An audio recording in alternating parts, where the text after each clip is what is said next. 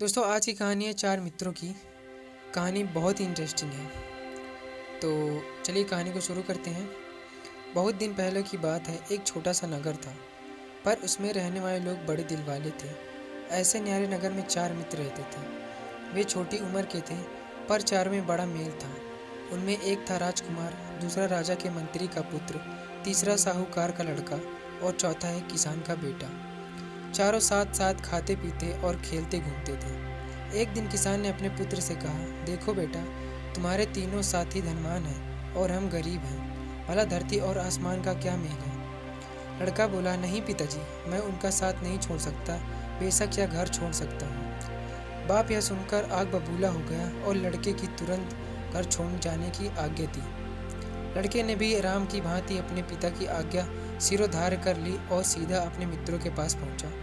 उन्हें सारी बात बताई। सबने तय किया कि हम भी अपना अपना घर छोड़कर मित्र के साथ जाएंगे। इसके बाद सबने अपने अपने घर से गांव से विदा ले ली और वन की ओर चल पड़े।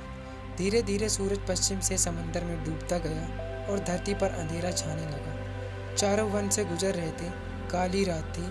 वन में तरह तरह की आवाज़ें सुनकर सब डरने लगे। उनके पेट में भूख के मारे चूहे दौड़ रहे थे। किसान के पुत्र ने देखा एक पेड़ के नीचे बहुत से जुगनू चमक रहे हैं। वह अपने साथियों को वहां ले गया और उन पेड़ों के नीचे सोने के लिए कहा। तीनों को थका मादा देखकर उसका दिल भर गया। बोला, तुम लोग ने मेरी खातिर नाहक एक मुसीबत मोल ली। सब ने उसे धीरज बंधाया और कहा, नहीं नहीं, यह कैसा हो सकता है कि हमारा एक साथी भूखा प्यासा भटकता रहे और हम अपने अपने घरों में मौज उड़ाएं। जिएंगे तो साथ, मरेंगे तो साथ साथ। थोड़ी देर बाद वे तीनों सो गए, पर किसान के लड़के की आंखों में नींद कहाँ। उसने भगवान से प्रार्थना की, हे भगवान, अगर तू सचमुच कहीं है तो मेरी पुकार सुन, आजा और मेरी मदद कर। उसकी पुकार सुनकर भगवान एक बूढ़े के रूप में वहां आ गए। लड़के से कहा, मांग ले जो कुछ मांगना है। यह देख, इस थैली में हीरे जवाहरात भरे। लड़के ने कहा, नहीं, मुझे हीरे नहीं चाहिए, मेरे मित्र भूखे हैं, उन्हें कुछ खाने को दे दो। भगवान ने कहा, मैं तुम्हें भेद की एक बात बताता हूँ। वह जो सामने पेड़ है आम का, उस पर 4 आम लगे हैं। एक पूरा पका हुआ है, दूसरा उससे कुछ कम पका है, तीसरा उससे कम पका हुआ है और चौथा कच्चा। इसमें भेद की कौन सी बात है? लड़के ने पूछा। भगवान ने कहा, ये चारों आम तुम लोग खाओगे। तुम में से जो पहला आम खाएगा वह राजा बन जाएगा, दूसरा आम खाने वाला राजा का मंत्री बन जाएगा, जो तीसरा आम खाएगा उसे मुंह से हीरे निकलेंगे और चौथा आम खाने वाले को उम्र कैद की सजा भोगनी पड़ेगी। इतना कहकर बूढ़ा आंख से ओझल हो गया। तड़के सब उठे तो किसान के पुत्र ने कहा, सब मुंह धो लो। फिर उसने कच्चा आम अपने लिए रख लिया और बाकी आम उनको खाने के लिए दे दिए। सबने आम खा लिए। पेट को कुछ आराम पहुंचा तो सब वहां से चल पड़े। रास्ते में एक कुआं दिखाई दिया। काफ़ी देर तक चलते रहने से सबको फिर से भूख प्यास लग गई, इसलिए वे पानी पीने लगे। राजकुमार ने मुंह धोने के इरादे से पानी पिया और फिर थूक दिया तो उसके मुंह से 3 हीरे निकल आए।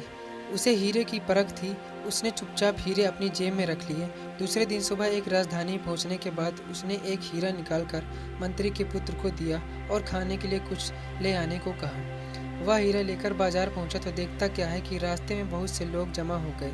कंधे से कंधा ठिल रहा है। गाजे बाजे के साथ एक हाथी आ रहा है। उसने एक आदमी से पूछा, क्यों भाई, यह शोर कैसा है? अरे तुम्हें नहीं मालूम?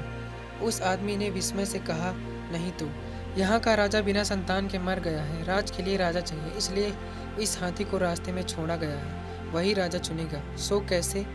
हाथी की सूंड में वह फल माला देख रहे हो ना? हाँ हाँ, हाथी उसके गले में यह माला डालेगा, वही हमारा राजा बन जाएगा। देखो, वह हाथी इसी ओर आ रहा है, एक तरफ हट जाओ। लड़का रास्ते के एक ओर हट कर खड़ा हो गया। हाथी ने उसके पास आकर अचानक उसके गले में माला डाल दी। इस प्रकार मंत्री का पुत्र राजा बन गया। उसने पूरा पका हुआ आम जो खाया था वह राजा वैभव में अपने सभी मित्रों को भूल गया।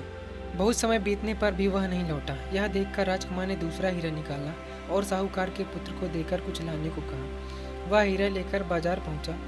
राज को राजा मिल गया था, पर मंत्री के अभाव की पूर्ति करनी थी, इसलिए हाथी को माला देकर दोबारा भेजा गया। किस्मत की बात, अब हाथी ने एक दुकान के पास खड़े साहूकार के पुत्र को ही माला पहनाई। वह मंत्री बन गया और दोस्तों को भूल गया। इधर राजकुमार और किसान के लड़के का भूख के मारे बुरा हाल हो रहा था। अब क्या करें? फिर किसान के पुत्र ने कहा, अब मैं ही खाने की कोई चीज़ ले आता हूँ। राजकुमार ने बचा हुआ तीसरा हीरा उसे सौंप दिया। वह एक दुकान में गया खाने की चीज़ें लेकर उसने अपने पास वाला हीरा दुकानदार की हथेली पर रख दिया। फटे हाल लड़के के पास कीमती हीरा देखकर दुकानदार को शक हुआ कि हो ना हो इस लड़के ने जरूर ही हीरा राजमहल से चुराया होगा। उसने तुरंत पुलिस के सिपाहियों को बुलाया। सिपाही आए, उन्होंने किसान के लड़के की एक ना सुनी और उसे गिरफ्तार कर लिया। दूसरे दिन उसे उम्र कैद की सजा सुनाई गई। यह प्रताप था कच्चे आम का। बेचारा राजकुमार मारे चिंता के परेशान था। वह सोचने लगा, यह बड़ा विचित्र नगर है, मेरा एक भी मित्र वापस नहीं आया, ऐसे नगर में न रहना ही अच्छा है। वह दौड़ता हुआ वहाँ से निकला और दूसरे गांव के पास पहुँचा। रास्ते में उसे एक किसान मिला जो सिर पर रोटी की पोटी रखे अपने घर लौट रहा था। किसान ने उसे अपने साथ ले लिया और भोजन के लिए अपने घर ले गया। किसान घर पहुंचने के बाद राजकुमार की देखा कि किसान की हालत बड़ी खराब है। किसान ने उसे अच्छी तरह नहलाया और कहा, मैं गांव का मुखिया था, रोज़ 3 करोड़ लोगों को दान देता था, पर अब कौड़ी कौड़ी के लिए मोहताज हूँ। राजकुमार बड़ा भूखा था। उसने जो रूखी सूखी रोटी मिली वह खा ली। दूसरे दिन सुबह उठने के बाद जब उसने मुंह धोया तो फिर से 3 हीरे निकले। वे हीरे उसने किसान को दे दिए। किसान फिर धनवान बन गया और उसने 3 करोड़ का दान फिर से आरंभ कर दिया। राजकुमार वहीं रहने लगा और किसान से भी सुख देखा नहीं गया। उसने एक वेश्या को सारी बात सुनाकर कहा, उस लड़के को भगा कर ले जाओ तो तुम्हें इतना धन मिलेगा कि जिंदगी भर चैन की बंसी बजाती रहोगे। अब वेश्या ने एक किसान औरत का रूप रख लिया और किसान के घर जाकर कहा, मैं इसकी माँ हूँ, यह दुलारा मेरी आंखों का तारा है, मैं इसके बिना कैसे जी सकूंगी, इसे मेरे साथ भेज दो। किसान को उसकी बात जच गई। राजकुमार भी बुलावे में आकर उसके पीछे पीछे चल दिया। घर आने पर वैश्या ने राजकुमार को खूब शराब पिलाई। उसने सोचा लड़की उल्टी करेगा तो बहुत से हीरे एक साथ निकल आएंगे। उसकी इच्छा के अनुसार लड़के को उल्टी हो गई, लेकिन हीरा एक भी नहीं निकला। क्रोधित होकर उसने राजकुमार को बहुत पीटा और उसे उस किसान के मकान के पीछे एक गड्ढे में डाल दिया।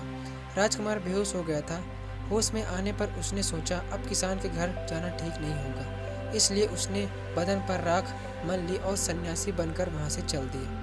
रास्ते में उसे सोने की एक रस्सी पड़ी हुई दिखाई दी। जैसे ही उसने रस्सी उठाई वह अचानक सुनहरे रंग का तोता बन गया। तभी आकाशवाणी हुई, एक राजकुमारी ने प्रण किया है कि वह सुनहरे तोते के साथ ही ब्याह करेगी। अब तोता मुक्त रूप से आसमान में उड़ता हुआ देश देश के सैर करने लगा।